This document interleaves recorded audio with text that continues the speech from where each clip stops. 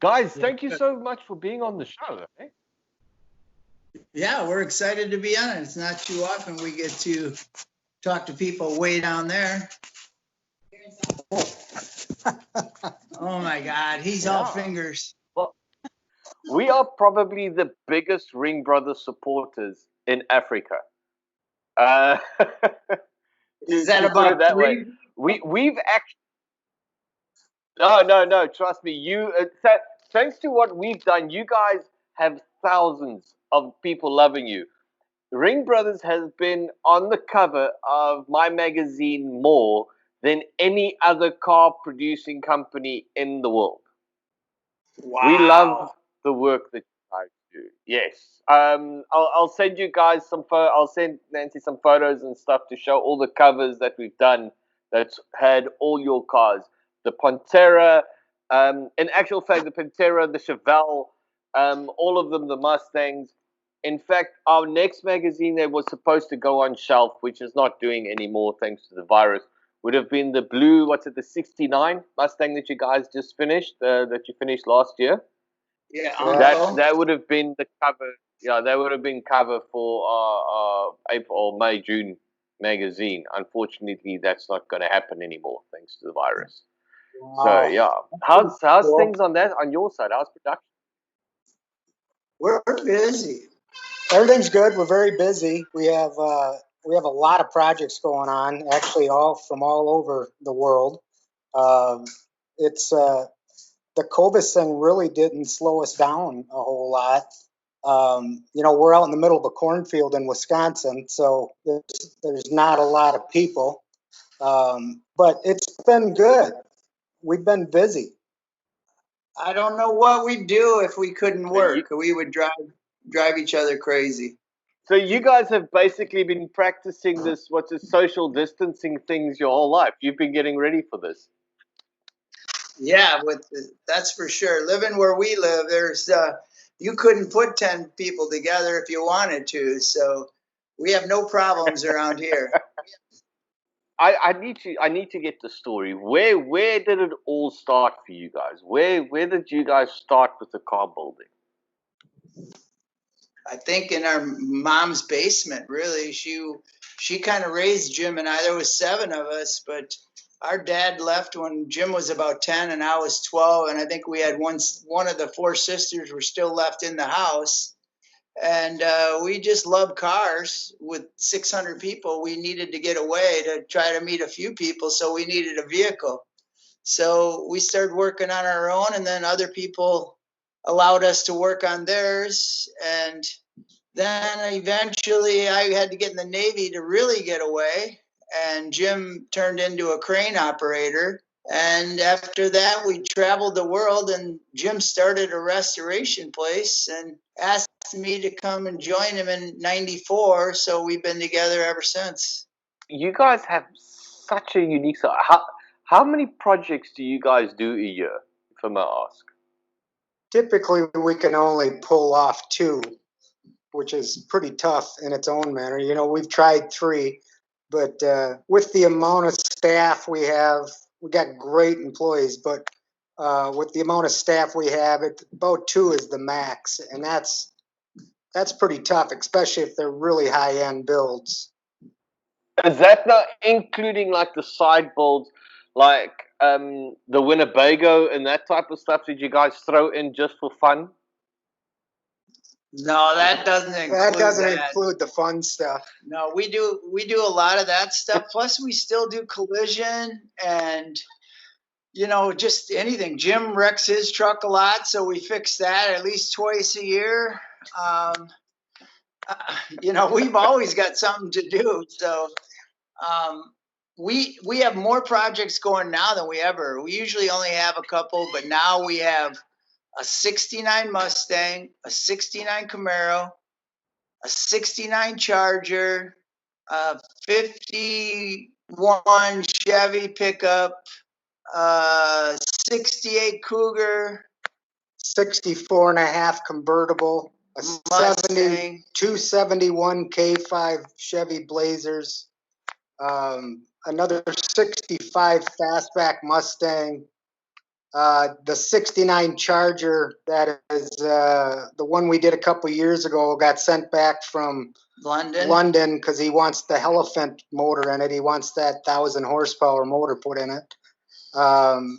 We just got a full house right now.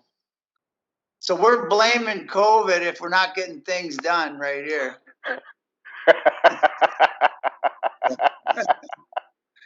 But you guys make everything. What is your process when you guys decide on taking on a build?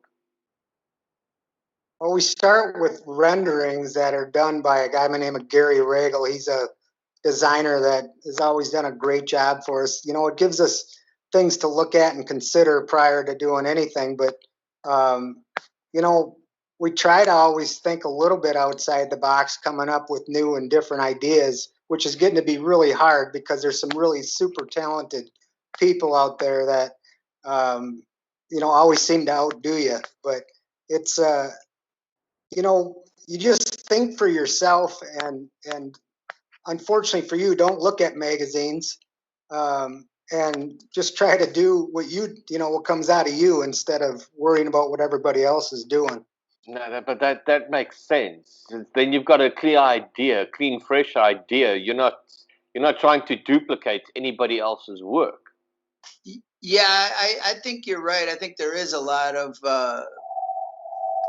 people looking at other people's work, and you can see that. Hopefully you don't see that in our work, because we truly try to just do what comes out of us. Yeah, at the moment, that's what I wanted to say. What you can see, a lot of guys are duplicating or trying to duplicate your work more than anything else. But you guys have just, I think, the amount of the attention to detail that you guys do. I mean, if I take that Chevelle that you guys did a while back, the light green one. I mean, that is one of my most favorite cars ever. I mean, that is one of the only posters I've got up of any, and from, I mean, and I get cars from all over the world. The detail that you guys did in there, I mean, the amount, the carbon fiber, the processes, I mean, there's so many small changes you guys did to that car that was, it really took someone that really knows the Chevelle to actually understand the level that you guys went into. Yeah, I think you're right. We actually forget about a lot of things we've done to the cars we do, because I think a lot of people, if they're going to build a spoiler, they build a spoiler. If they build a hood, they want you to know they built a hood, or a, you know, where we're trying to just tweak it subtly but change it dramatically at the end. But honestly, we forget a lot of what we've done until people like you that know a Chevelle or a Mustang say, "Oh, I noticed you did that." And we're like, "Oh yeah, I forgot we did that," because it was a long process, and we don't really remember what we do, because to us it looks like it should. So it doesn't stick out, and we don't even know we did it after a while. He doesn't even know what he had for lunch, so don't let him shit you.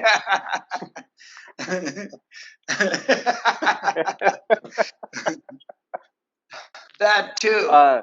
But you see them arms on him? Yeah. His wife's been buying him that strengthening shampoo, and it ain't working. You guys are incorporating a lot of carbon fiber and stuff into your builds. We are. It varies from time to time. Like last year, we built that '69 Camaro that was all carbon, the whole entire car that we had at SEMA. We tend to do little pieces. On the magazine we just said, yes. Yeah.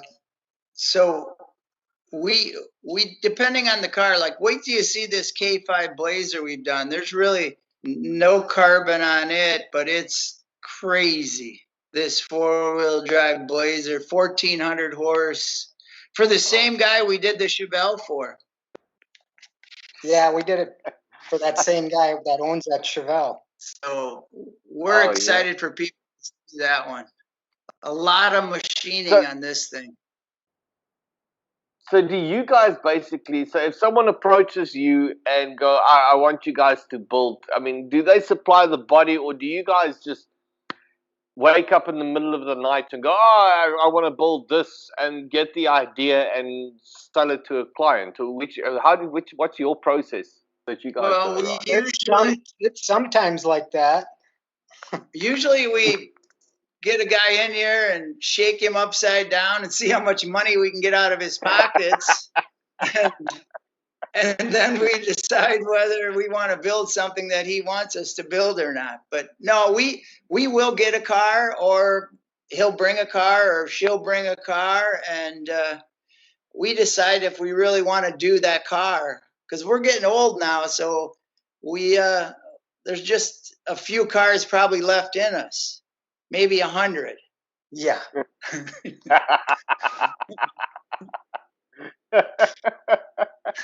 That's actually awesome. And then, what from your two? What has been your favorite projects? Which ones were?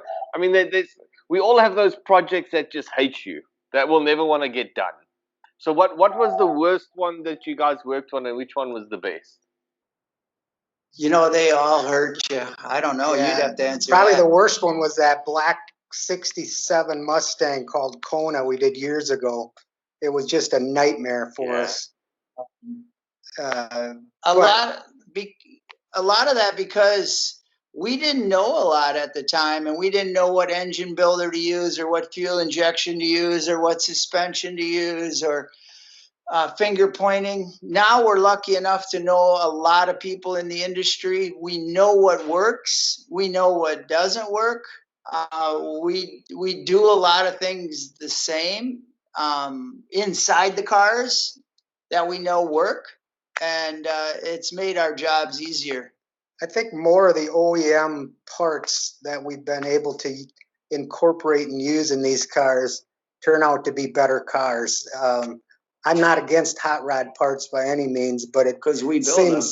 Seems most of that stuff for the most part is made in China, and it looks like it should work, it just doesn't. So we tend to steer away from that stuff and try to stick with more of the OEM stuff. And that's what our collision that we still do help us, because we're always looking at a wrecked new car and saying, wow, that's cool, or look at how they did that. We could incorporate that in things we do. So we're doing a lot more of that in our builds, where we incorporate from switches to latches to, like the Tesla electric brake booster, just stuff like that. Last night I actually did an interview with Chris Walker. He's also on your side. He's got that rat out El Camino. It's like a 57 El Camino that he's done. And we were talking about the technology change and how electric cars are coming in. And we were saying how the next step is we're going to have to start ratting or stripping Teslas. That's going to be the next step, to start hot rodding some Teslas and ripping them apart and putting them into something cool more than anything else. Have you guys started thinking about electric and going that way yet? A few years back, we were approached by a guy that wanted to do a electric car with our 65 Mustang wide body full carbon platform, and just never worked out. I don't think back then the technology is what there is today. I think it'd be a better car today. But there's a lot that we don't know about those cars, as far as, you got to be safe. I don't know if you've ever seen a car like that wrecked on the highway. They have a pretty big hazmat group to pick up the pieces, because I really don't know, but I think there's a lot of power there that could zap a guy that doesn't know what they're doing. And I'd be the lucky one to get zapped. Well, you guys had that problem with the floods a few years back, and you had all those electric cars that were blowing up from the batteries. They were just all sitting in a queue in a line, just blowing up one by one, and kept going. You guys did a Cadillac, that white Cadillac, a while back. What was the inspiration behind that? I mean, you guys built a new Cadillac into that. Was that body off and then Cadillac on, or how? What was the process of building that thing? Because you got everything That was, in there. The interior. yeah, it had literally everything except the curtain airbags. And the curtain airbags, we were lucky enough that the owner owned a bunch of dealerships and he had a pretty good tech that he flew out. And we actually took the curtain airbags and blew them up in our dumpster to get the ohm reading so that we could cheat the computer to think that they were still in the car. That's besides the third brake light was the only thing that wasn't in that car. But we shelled out a couple cars and then moved the suspension, the cradle, the engine cradle up 18 inches because it's all about proportion, right? Where do we sit in this car visually from the outside? So there was a lot of head scratching on where does, because we wanted to use all the interior out of the 16. Well, when you have a car that's 18 inches longer, at what point do you move the back tires back? Do you move the front tires ahead, or do you move them both? How proportionally do you sit in that 48? So that was a lot of head scratching that went on which part of the car do we move. And being that a direct injected motor, we really didn't want to open up the fuel system. So the way we moved the front wheels forward is we left the engine in the stock location on the ATS-V, and then we grafted another cradle, the exact same cradle, in front of the original cradle, and then hung all the suspension off the front cradle, left the motor in the rear cradle, which allowed us to use the full fuel system untouched, uncut. It actually worked out pretty slick. It sounds easy now, but there was a lot of head scratching. And then you have to, after you move the cradle forward, you have to move the strut towers forward. So you have to build all the structure, that much farther ahead and build strut towers. And at that point, then the computer and all the wiring had to go, instead of being in front of the strut towers, it had to all go behind the strut towers because we stretched it that far. So it was a lot of head scratching. Well, even the headlights, those ATS-V's headlights, they turn with the car. So they actually move. So we had to make sure the computer, so we literally took those square headlights and gutted them and machined round headlights and put all that technology into a round headlight, and they actually worked. They turned with the car too. It was a lot of little details that nobody will ever know that we put all that in there. You should have saw the inside of those headlights. That to me was probably the biggest feat on the car. That absolutely blows my mind. The fact that you guys went to that amount of detail, like you said, I mean, that car was at SEMA and stuff, but no one would actually know that you guys even built that function into it. Is that just you guys wanted it done, and that's the way you got?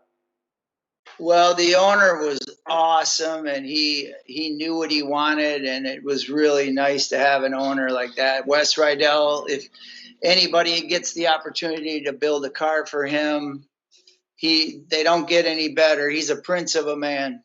You guys built the Javelin, that 1,500. I get you guys love horsepower. I mean, who doesn't? Yeah, exactly. I saw. I think you guys were on Jay Leno's show or something. Did you guys move the front section of the front suspension forward, or by a few inches or something? Because you said the lines weren't right. 6 inches. Because if you look at a Javelin, the nose is really long, like on a Dodge Charger. The nose is super long. So that's the thing that hit, I think, anybody that looks at a Javelin, a 71, 72, 3.4 Javelin, I think it hits them that the nose is kind of ugly, and it kind of ruined that whole car. But by moving that wheelbase ahead 6 inches, but when we did that, it's the wheel arch goes with it, and but that's when we started to do the machining. So we did it all in CAD, and then machined the fenders and hood and grill and bumpers. And so that's where it started. And we took that technology and put it in that 69 Camaro we did. Do you guys do that often when you look at a car from what's it, 50s, 60s, 70s, and you know they all had those small imperfection, and relook at it and go, okay, now you guys can fix what you guys think was a flaw in the original design? Yeah, Everybody likes them cars for a reason, you know, and you're just trying to refine them and still make them likable, if that makes sense. You know, if you go too far, then they won't like them anymore. So, and we've done that plenty of times. But if you like a 69 Camaro, you like that car. If you change it, you put different front end on it or back on it, you probably wouldn't like it. But so you have to try to change things without drastically changing it. Does that make any sense? Yes, to me that was always the big thing when it came to custom cars. Is that process of when you look at it and you go, there's something different. There's a line that's different, or the bumper sits different, or it's closer, or it's more wrapped around, or there's a indicator section on the side that's been moved across to a section. It's those small things that changes on a car. To me, that is a key of car building. When you question yourself and go, was that stock? Did it come out like that? You know. Yeah, that's so true. And I think in the 60s cars and 70s cars, they were cool and most people liked them how they were. I think it was easier to take an old car that were ugly and cut them up and make them cool. But to take a car that's already cool and to cut up, you better be careful because you see it a lot where people change a grill or a dash or a tail light. We've done it. And they should have left the original in there. It just looked better. But some people do it just because they want to say they did it. And I think that's what we really try to be careful about today, because we've done those things, is what's cool, what makes the car recognizable. Let's not take away from it. But like that 69 Camaro we did, the only thing that was usable on a stock 69 Camaro was the side glass. Other than that, nothing. But yet, it still looked like a 69 Camaro, even though it was 5 inches wider in the rear, 3 inches wider in the front. The wheelbase moved ahead an inch and a half. But everybody that saw that car said that's a 69 Camaro, even though there was nothing left. Man. What is the project getting ready for SEMA this year? That would be that K5 Blazer. Is it the K5 Blaze? Yeah, that one we're doing for the guy that owns the Chevelle. The one Chevelle you like. Yeah, it's crazy.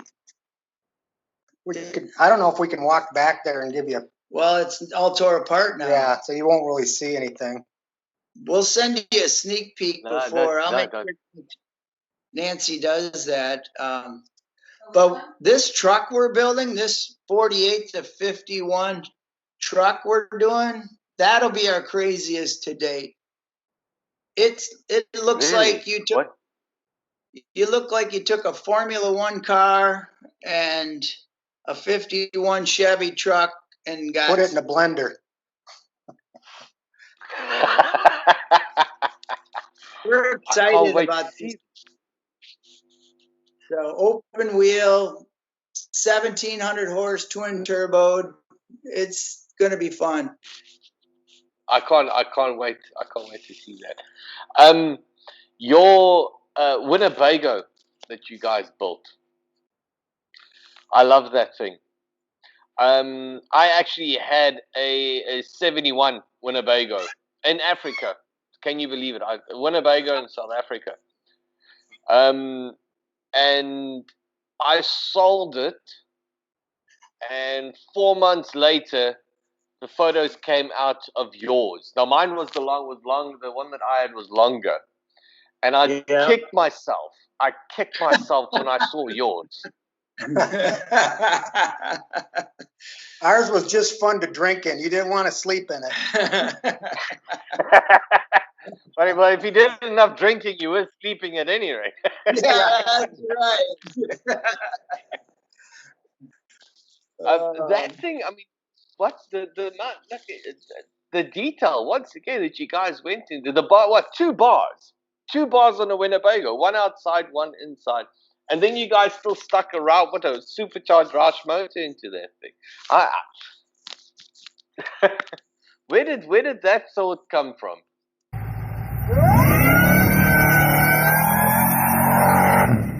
Well, we had a regular like LS in it, like 500 horse, and Jim kept telling Wagner there was a dog. So he dropped off a blown LS 900 horse. Just out of the blue, he said, "Here, quit bitching." And we put that in there. And then it just led to a bigger rear end and a different transmission. But it was fun. It definitely was a lot of fun. That thing would pull the left front wheel Are you off the guys still ground. using it? What? I mean, Yeah, shit, that thing weighs just a ton. Yeah, literally more than a ton.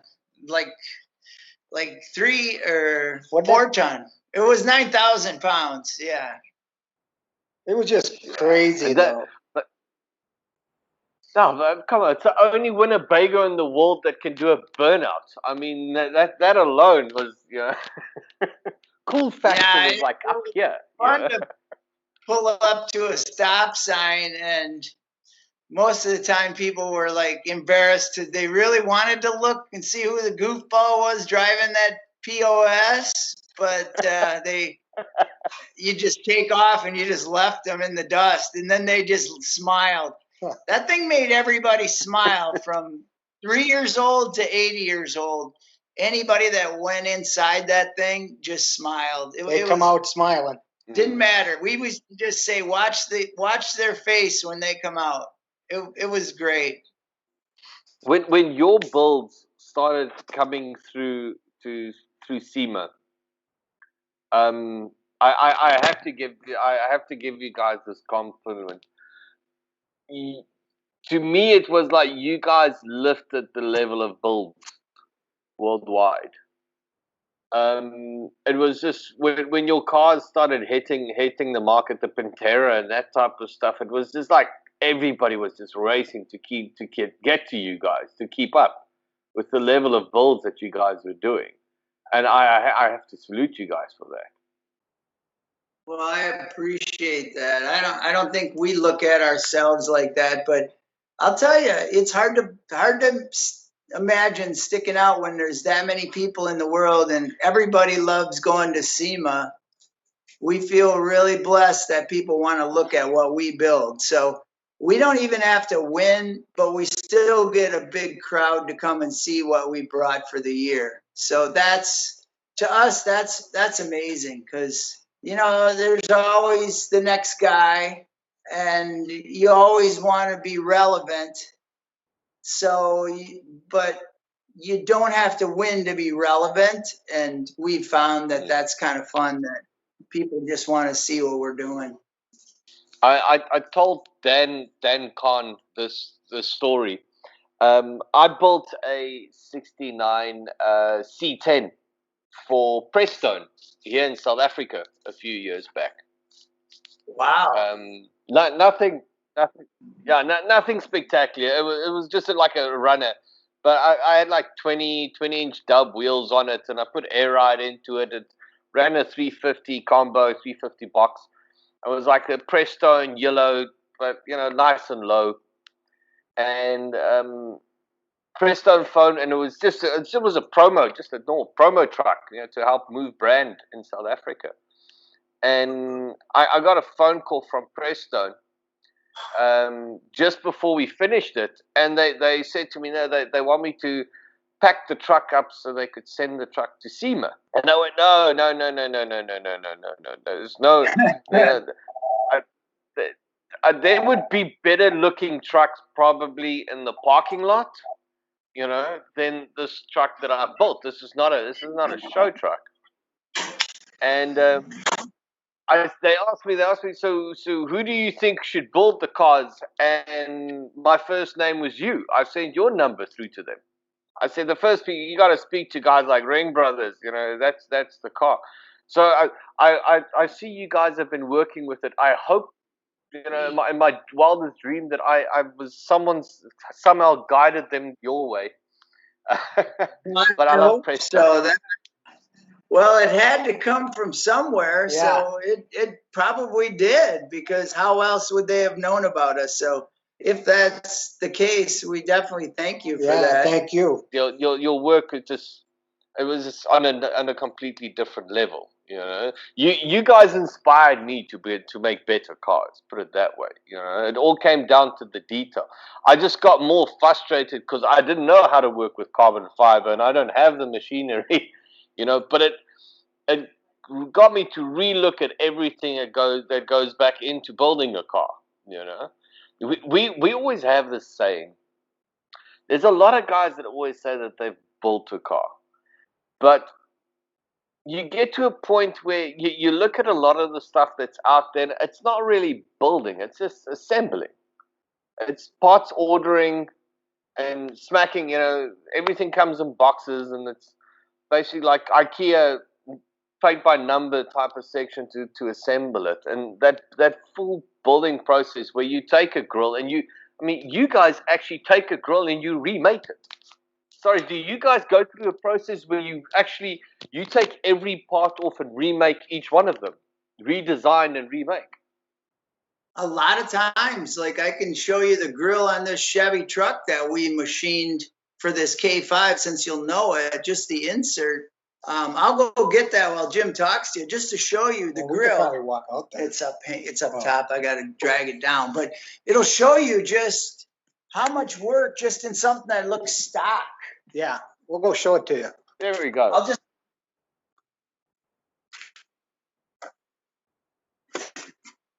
put it in the chair. So this is the grill for that crazy Blazer. It's 100% machined. It's probably really hard to see, but now that's just the centerpiece of the grill. There's the big surround that goes around it that'll go, you know, out here. Yeah. But all that's machined. That's 100% aluminum, all machined. But yet it looks stock. Correct. It makes you wonder why we did all that just to make it look stock. But the holes are 7 1/4 inch because we're putting those new Jeep headlights in it. So a 7-inch hole wouldn't work. So plus it's got a floating bar up here instead of the grill going all the way up. Yeah, did you notice there's a gap here? Most of them, the grill goes all the way up, but just a little detail that kind of skips it. But yeah, we machined everything in this truck. I mean, so this is just one part of a huge build for us. That is insane. Like in the grill, I'll grab another part. That is absolutely insane. This goes into the hood.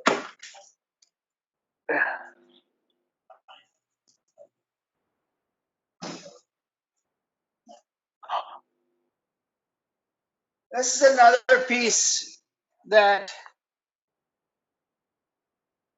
kind of mimics the grill, but they go into each side. These are the air intakes for the supercharger that's inside the hood. So these will be flush mounted in the hood, and the hood closes around it, and the air comes in here to feed the motor. So it'll have one on each side. Mm-hmm. But you can see it mimics the grill. But it's all machined. Holy crap. That is absolutely insane. I can't wait to see this thing.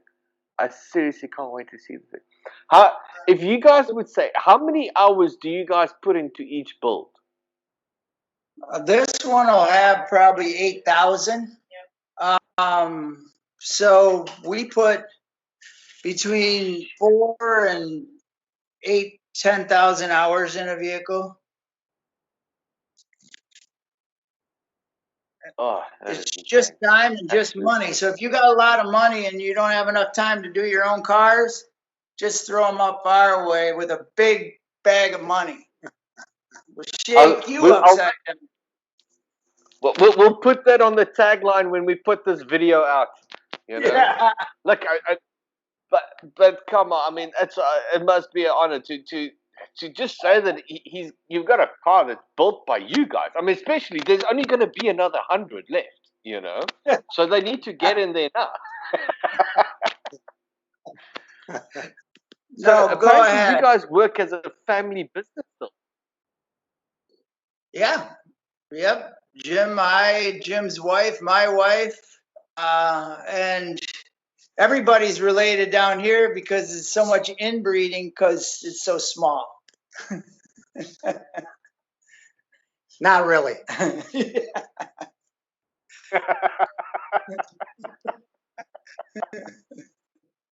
It's funny. It's funny. Look, my dream is I have to I wonder I have to come see your shop. I really do. I would love to come see the shop and come drink a beer with you guys and do burnouts and something, anything. You can do burnouts and whatever you want.